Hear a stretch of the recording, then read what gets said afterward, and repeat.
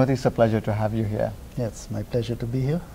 The director of the IIT Mandi campus. I just learned from you it's in Himachal Pradesh, new campus, 6 years old. There's always challenges, and it's twofold. One is you have the established campuses right from Kharagpur to Delhi to Bombay, which are the original 5, then 7, and plus you. Where do you emulate from them, and where do you invent or innovate rather? Well, we emulate in the sense that we have, I think the hallmark of IITs is the residential campus, where the faculty, students live, study, work, spend all the time at the campus. So even the academic interactions go on from morning to night on weekends, holidays.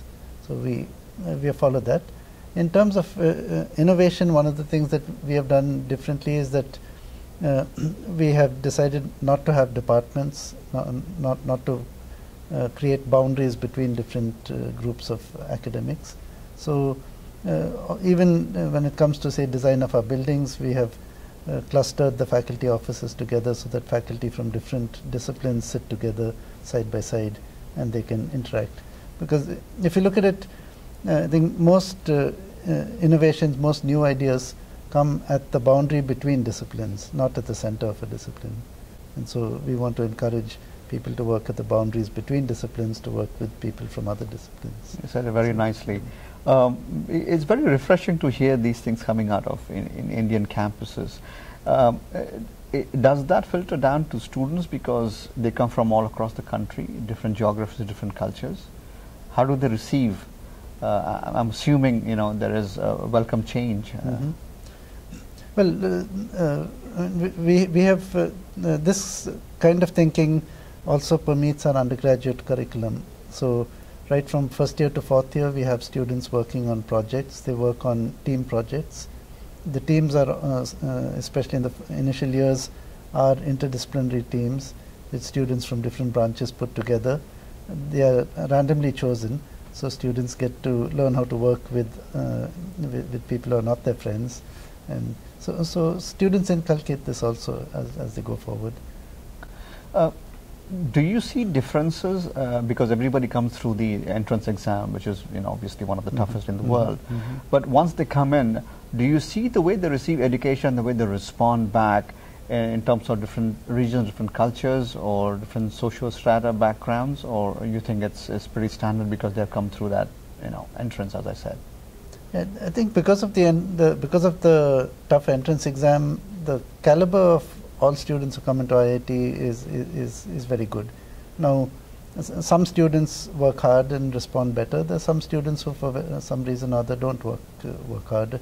There are some students who have joined IIT because they did well in the entrance exam and not because they are interested in engineering, and their parents insisted that they come there. So there's a motivation.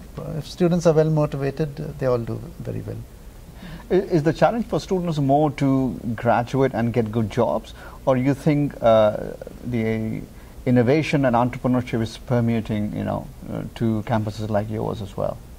Well, when I talk to especially first year students who come in, many of them come in wanting to make a change in the world, and in fact many of them want to make a change in India, and I think that many of them, we try to make sure that when they go out, they still retain some of that idealism, some of that desire. Of course, there is pressure from parents and society to take a high-paying job, but some don't. For instance, last year we had one student, Dhirendra Singh. His father is a farmer outside Varanasi. He took a loan from State Bank of India in order to pay for his IIT education. At the end of his BTech, he got a job in a company. 1 month after that, he figured that he could do the same work better in his own company. So despite coming from a farm background, a rural background, having taken a loan, he gave up his job and started his own company. And he convinced his parents that this was the right thing to do. So I think money is not the only motivation. In fact, many students are motivated by other things. The other thing we see a difference between students in the Western countries and India is when they come to IITs. they are still used to the family structure. They are still being used to being told what to do.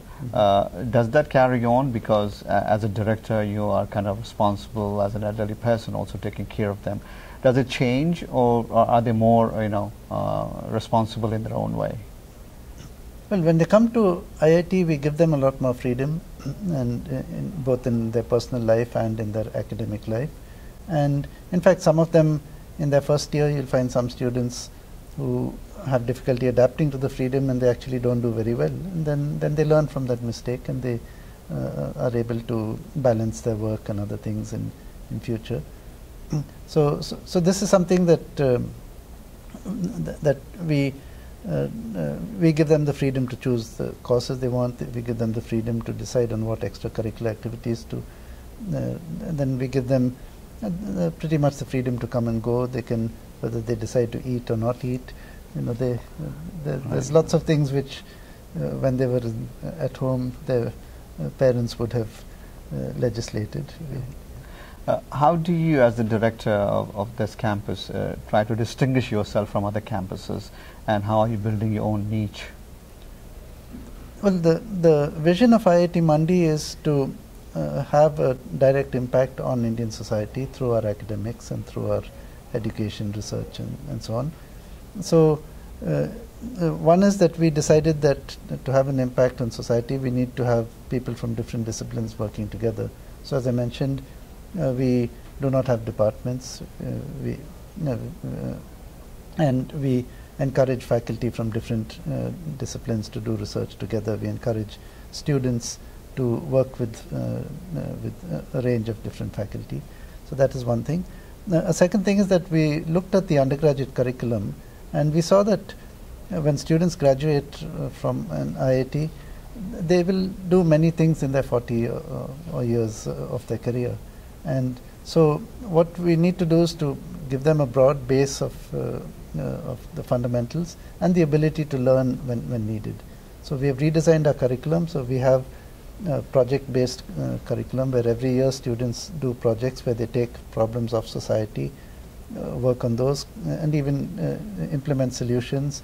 Sometimes they go out into the villages or outside around the campus and interact with the villagers, try out some of their products with potential customers, and so on.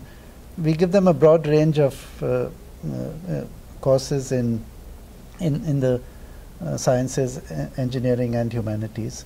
Humanities, in fact, we are quite strong in, because if engineers are going to solve problems of society, they need to understand society. They need to understand economics, psychology, sociology, and they also take courses on art, drama, and so on. So this is something which is, this type of curriculum is pretty much unique among engineering institutions in India. So thank you again for coming and sharing your experiences. Appreciate it. It is my pleasure.